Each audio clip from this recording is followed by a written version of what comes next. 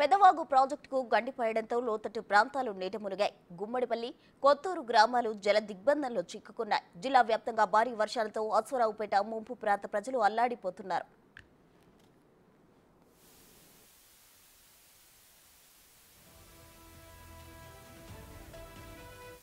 ఇంత సమాచారం మా ప్రతినిధి భాస్కర్ అందిస్తారు. బంగాళాఖాతంలో ఏర్పడిన అల్పపీడన ద్రోణి ప్రభావం వలన ఖమ్మం ఉమ్మడి జిల్లా వ్యాప్తంగా విస్తారంగా వర్షాలు కురుస్తున్నాయి. మొత్తానికి అయితే మాత్రం ఏజెన్సీ ప్రాంతం యొక్క వాగులు వంకలు పొంగి పొరులుతున్న నేపథ్యం ఉంది. దాంతోపాటు చూసుకుంటే కనుక ఏజెన్సీ ప్రాంతం అశ్వరావుపేట నియోజకవర్గంలోని అశ్వరావుపేట మండలంలో భారీ ఎత్తున కూడా వర్షాలు కురవడంతో వాగులు వంకలు పొంగి పొరలేదు. మొత్తానికి పేదవాగు అనే చెప్తాను ఉంది. ఒక పెద్దవాగుకి మొత్తంగా వరదపోటు ఎత్తడంతో పరిసర ప్రాంతం ఒక ఉన్నటువంటి ఇక పెద్దవాగుకు ఒక్కసారిగా గండిపడిన నేపథ్యం అయితే ఇక మనం క్లియర్ చూసుకోవచ్చు. కురుస్తున్నటువంటి 4 రోజుల నుంచి కురుస్తున్న వర్షాలకు మనం చాలా క్లియర్ చూసుకోవచ్చు విజువల్లో.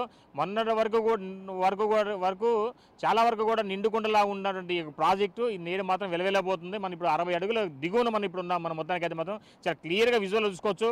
ఎక్కడైతే పెద్దవాగుకు సంబంధించి 3 గేట్ల సమీపంలోనే ఉన్నటువంటి అంటే ఎక్కడైతే గండి పడిందో ఆ గండి దగ్గర సమీపం మనం ఇప్పుడు ఉన్నాం. క్లియర్గా విజువల్ చూసుకోవచ్చు. అయితే ఈ యొక్క పెద్దవాగుకు సుమారు నీటి సామర్థ్యం 18 అడుగుల 60 వరకు ఉన్న నేపథ్యంలోనూ దానికి ఒకసారి నీటి వరద ఉధృతి ఎక్కువ కావడంతో ఉన్న 3 గేట్లలో ఒక గేటు మాత్రం క్లియర్గా ఓపెన్ అయింది. మరో గేటు మాత్రం రెండో గేటు సగం వరకు మాత్రం ఓపెన్ అయింది. మూడో గేటు మోటార్ సంబంధించి మొరాయించడంతో ఒక గేటు కూడా తెలుసుకున్న నేపథ్యం నెలకొని ఉంది. మనం చాలా క్లియర్గా విజువల్ చూసుకోవచ్చు. ఈ యొక్క గేటు అదే కనుక ఈ మూడో గేటు అదేవిధంగా రెండో గేటు కనుక పూర్తిగా ఓపెన్ అయితే కనుక ఈ యొక్క గండి కోత ఉండదనే గండి పడకుండా ఉండేదని చెప్పి స్థానికులు అదేవిధంగా అధికారులు కూడా చెప్తున్న నేపథ్యం ఉంది. ఫలితంగా అశ్వరావుపేటలో కురుస్తున్న వర్షం వలన దిగువ ప్రాంతం నుంచి ఎగువ ప్రాంతం వరకు వర్షపోటు వరద రావడంతో ఒక్కసారిగా సమీపంలో ఉన్నటువంటి మేతకెళ్ళిన పశువులు కావచ్చు, గొర్రెలు కావచ్చు, సుమారు కొన్ని వందల సంఖ్యలో కూడా వరద ఉధృతికి కొట్టుకొని జల సమాధైన నేపథ్యం అయితే మనకి క్లియర్గా స్థానికులు చెబుతున్న నేపథ్యం ఉంది. అయితే దీనికి సంబంధించి అసలు ఈ వేల కోట్ల రూపాయలు కూడా ఇప్పటి వరకు ప్రజాధనం దుర్వినియోగమైంది అనేది కూడా ఒక అధికారులు అంచనాకు వస్తున్న నేపథ్యం అయితే ఉంది. ఇటీవల కాలంలో 1,00,00,000 కోట్ల రూపాయలు పెట్టి మోటార్లకు ప్రత్యేక మరమ్మతులు చేపట్టినా కానీ మూడో గేటు రెండో గేటు పూర్తిగా ఓపెన్ చేసుకోకపోవడంతో ఈ యొక్క విపత్తుకు ఈ తీవ్ర నష్టానికి దారితీసిన కూడా చెప్పుకోవచ్చు. క్లియర్ చూసుకోవచ్చు. మనం ఇప్పుడు ఈ ప్రాజెక్టు దిగువ ప్రాంతం మనం ఇప్పుడున్నాం. ఈ దిగువ ప్రాంతంలో కూడా కేవలం వరద నీరు అశ్వరావుపేటలో కురుస్తున్నటువంటి వరద నీరు మాత్రమే ఫ్లో అవుతుంది తప్ప ఇంకా మిగతా నిన్నటి వరకు కూడా ఈ ప్రాంతం అంతా కూడా ఇదంతా నీట మూలక చెరువు ఇవన్నీ పొలాలు ఈ యొక్క అంటే అనేక సంవత్సరాల నుంచి కూడా స్థానిక ప్రజలు ఇక్కడ వ్యవసాయం చేసుకుంటూ వాళ్ళ జీవనం సాగిస్తున్న నేపథ్యం ఉంది. ఈ యొక్క పెద్దవాగు ఒక్కసారిగా గండిపడడంతో ఈ యొక్క సుమారు ఈ పరిసర ప్రాంత ప్రజలు మొత్తం కూడా ఇసుక మెట్లు వేసిందని చెప్పుకోవచ్చు. సుమారు ఒక 4,000 ఎకరాల పైగా కూడా ఇసుక మెట్లు వేయడంతో రైతులు లబోదిబోనం ఒత్తుకుంటున్న పరిస్థితి నిలబడింది.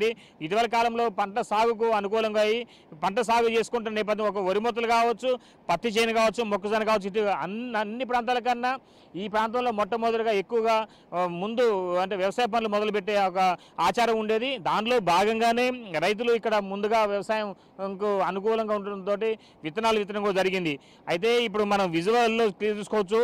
ఈ యొక్క వరద ఉధృతి వలన ఇసుక మీటర్లు మొత్తం కూడా 4,000 ఎకరాల పైగా పొలాలకు మేటలు వేయడంతో రైతులు పెట్టిన పెట్టుబడి కాస్త అదంతా నీలపాలు కావడంతో పాటుగా మరోవైపు చూసుకుంటే కనుక ఈ ఇసుక మెట్లు ఎలా తొలగించాలనేది కూడా తల్లబట్టుకున్న పరిస్థితి నెలకొని ఉంది. దీనిపై ఇప్పటికే జిల్లా కలెక్టర్ ఉన్నతాధికారులకు సమాచారం చేరవేసి ఈ యొక్క ఇసుక మెట్లకు ఉన్నటువంటి రైతులకు నష్టపరిహారం అందించే విధంగా అదేవిధంగా ఆర్థికంగా కావచ్చు ఆస్తిపరంగా నష్టపోయిన వారందరికీ కూడా సహాయ సహకారం అందించే విధంగా రాష్ట్ర ప్రభుత్వం వాళ్ళని ఇప్పుడు అంటే రాష్ట్ర ప్రభుత్వం తరఫున సహాయం అందించే విధంగా జిల్లా ఉన్నతాధికారులు కూడా ఒక నివేదిక సిద్ధం చేసిన నేపథ్యం అయితే ఉంది. అయితే దీనికి సంబంధించి పూర్తి స్థాయిలో ఇప్పటి వరకు కూడా చూసుకుంటే కనుక ఈ నష్టపోయిన రైతులకు అంచనా కూడా త్వరితగతిన ఈ యొక్క నమోదు చేస్తున్న నేపథ్యం అయితే ఉన్నది.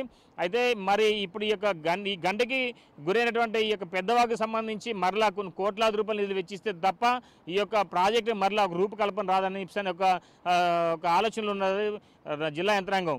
అయితే దీనికి సంబంధించి ఇప్పటికే నీటిపారుదల శాఖ మంత్రి ఉత్తమ్ కుమార్ కూడా ఈ కాసేపటి క్రితమే సీఎం సమీక్షల్లో కూడా ఈ ఇటీవల కాలం కురుస్తున్న వర్షాలకు చాలా వరకు వాగులు వంకలు మైనర్ ప్రాజెక్టు మేజర్ ప్రాజెక్ట్స్ కూడా చాలా వరకు కూడా గండికోతకు గురవుతున్నాయి. ఈ యొక్క గండిపడిన ప్రాంతం అన్నింటిని కూడా క్షుణ్ణంగా పరిశీలన చేసి వాటికి నష్ట నివారణకు సంబంధించిన జాబితా అందించాలని చెప్పి కోరడం కూడా జరిగింది.